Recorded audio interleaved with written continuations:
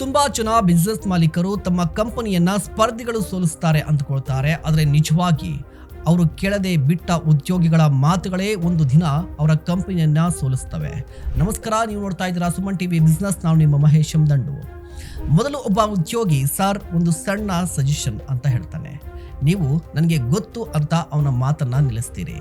ಮತ್ತೊಬ್ಬ ಉದ್ಯೋಗಿ sir customer ಹೀಗೆ ಹೇಳಿದ್ರು ಅಂತಾನೆ ನೀವು ನನಗೆ ಕಲಿಸಬೇಡ ಅಂತ ಹೇಳ್ತೀರಿ.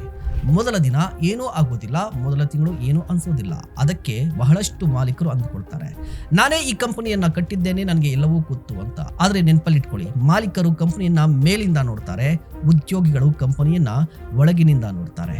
ಎರಡೂ ಅಗತ್ಯ. ನೀವು ಪ್ರತಿ ಕಸ್ಟಮರ್ ಜೊತೆ ಮಾತನಾಡೋದಿಲ್ಲ, ಪ್ರತಿ ಸಮಸ್ಯೆಯನ್ನ ನೋಡೋದಿಲ್ಲ, ಪ್ರತಿ ದೂರನ್ನ ಕೇಳೋದಿಲ್ಲ. ಆದ್ರೆ ನಿಮ್ಮ ಉದ್ಯೋಗಿ ಪ್ರತಿದಿನ ಅವುಗಳ ಜೊತೆಯೇ ಇರ್ತಾನೆ. ಅಂದ್ರೆ ಕಂಪನಿಯಲ್ಲಿ ಸಮಸ್ಯೆಯನ್ನ ಮೊದಲು ನೋಡೋದು ಮಾಲೀಕರಲ್ಲ, ಉದ್ಯೋಗಿಗಳೇ. ಆದರೆ ನೀವು ಅವರ ಮಾತನ್ನ ಕೇಳದಿದ್ರೆ ಅವರು ಹೇಳುವುದನ್ನೇ ನಿಲ್ಲಿಸ್ತಾರೆ. ಒಂದು ದಿನ ಸಲಹೆಗಳು ನಿಲ್ಲುತ್ತವೆ, ಹೊಸ ಐಡಿಯಾಗಳು ಸ್ಟಾಪ್ ಆಗ್ತವೆ, ನಿಜವಾದ ಮಾಹಿತಿ ನಿಲ್ಲುತ್ತೆ. ಕೊನೆಗೆ ಉಳಿಯೋದು ಹೌದು ಸರ್ ಅನ್ನುವ ಮಾತಷ್ಟೇ. ಅದೇ ಯಾವುದೇ ಕಂಪನಿಗೂ ಅಪಾಯದ ಸೂಚನೆ. ಆದರೆ ಇದು ಇವತ್ತು ನಿಮಗೆ ಅರ್ಥ ಆಗೋದಿಲ್ಲ, ನಾಳೆಯೂ ಕೂಡ ಅರ್ಥ ಆಗೋದಿಲ್ಲ. ಯಾಕಂದ್ರೆ ಮೌನವಾಗಿರುವ ಉದ್ಯೋಗಿಗಳನ್ನ ನೋಡಿ ಎಲ್ಲರೂ ಖುಷಿಯಾಗಿದ್ದಾರೆ ಅಂದ್ಕೊಳ್ತೀರಿ. ಆದರೆ ಹಲವು ಬಾರಿ ಅವರು ಖುಷಿಯಾಗಿರೋದಿಲ್ಲ, ಮಾತನಾಡುವುದನ್ನೇ ನಿಲ್ಲಿಸಿರ್ತಾರೆ. ಒಂದು ದಿನ ನಿಮ್ಮ ಬೆಸ್ಟ್ ಉದ್ಯೋಗಿ ರಾಜೀನಾಮೆ ಪತ್ರವನ್ನ ಕೊಡ್ತಾನೆ. ಆಗ ನೀವು ಕೇಳ್ತೀರಿ, ಮೊದಲೇ ಯಾಕೆ ಹೇಳಲಿಲ್ಲ ಅಂತ.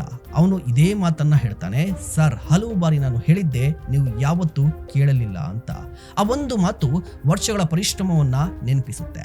ನಿಮ್ಮ ಕಸ್ಟಮರ್ಗಳು ಕಡಿಮೆ ಆಗ್ತಾರೆ, ನಿಮ್ಮ ಬೆಸ್ಟ್ ಟ್ಯಾಲೆಂಟ್ ಹೊರಗಡೆ ಹೋಗುತ್ತೆ, ನಿಮ್ಮ ಕಂಪನಿ ನಿಧಾನವಾಗಿ ದುರ್ಬಲ ಆಗುತ್ತೆ. ನೆನ್ಪಿಟ್ಕೊಳ್ಳಿ, ಒಬ್ಬ ದೊಡ್ಡ ನಾಯಕ ಹೆಚ್ಚು ಮಾತನಾಡೋದಿಲ್ಲ, ಹೆಚ್ಚು ಕೇಳ್ತಾನೆ. ಯಾಕಂದ್ರೆ ಒಂದು ಒಳ್ಳೆಯ ಐಡಿಯಾ ಯಾವಾಗಲೂ ಸಿಇಒ ಬಳಿಯಿಂದಲೇ ಬರಬೇಕಂತ ಏನಿಲ್ಲ. ಕೆಲವೊಮ್ಮೆ ರಿಸೆಪ್ಷನ್ ಅಲ್ಲಿ ಕುಳಿತಿರುವ ವ್ಯಕ್ತಿಯಿಂದಲೂ ಬರಬಹುದು, ಒಬ್ಬ ಸೇಲ್ಸ್ ಎಕ್ಸಿಕ್ಯೂಟಿವ್ ನಿಂದಲೂ ಬರಬಹುದು, ಒಬ್ಬ ಡ್ರೈವರ್ ನಿಂದಲೂ ಬರಬಹುದು. ಸೊ ಇವತ್ತೇ ಒಂದು ನಿರ್ಧಾರವನ್ನ ತೆಗೆದುಕೊಳ್ಳಿ. ಪ್ರತಿಯೊಬ್ಬ ಉದ್ಯೋಗಿಗೂ ತನ್ನ ಮಾತನ್ನ ಹೇಳುವ ಅವಕಾಶವನ್ನ ನೀಡಿ. ಕೇಳಿದ ನಂತರ ನಿರ್ಧಾರವನ್ನ ನೀವು ತೆಗೆದುಕೊಳ್ಳಿ. ಆದರೆ ಕೇಳದೆ ಎಂದಿಗೂ ನಿರ್ಧಾರವನ್ನ ತೆಗೆದುಕೊಳ್ಬೇಡಿ. ನೆನ್ಪಿಟ್ಕೊಳ್ಳಿ, ಕಂಪನಿಯನ್ನ ಕಟ್ಟೋದು ಮಾಲೀಕರೊಬ್ಬರ ಕೆಲಸವಲ್ಲ, ಪ್ರತಿಯೊಬ್ಬ ಉದ್ಯೋಗಿಯ ಕೊಡುಗೆಯೂ ಅದರಲ್ಲಿ ಇರುತ್ತೆ. ಅವರ ಮಾತು ಕೇಳೋದು ದೌರ್ಬಲ್ಯವಲ್ಲ, ಅದು ನಿಜವಾದ ನಾಯಕತ್ವದ ಅರ್ಹತೆ. ನೀವೇನ್ ಹೇಳ್ತೀರಾ? ದಯವಿಟ್ಟು ಕಮೆಂಟ್ ಮಾಡಿ. ಇಂತಹ ಮತ್ತಷ್ಟು ಕಂಟೆಂಟ್ಗಾಗಿ ನೋಡ್ತಾ ಇರಿ ಸುಮನ್ ಟಿವಿ ಬಿಸ್ನೆಸ್.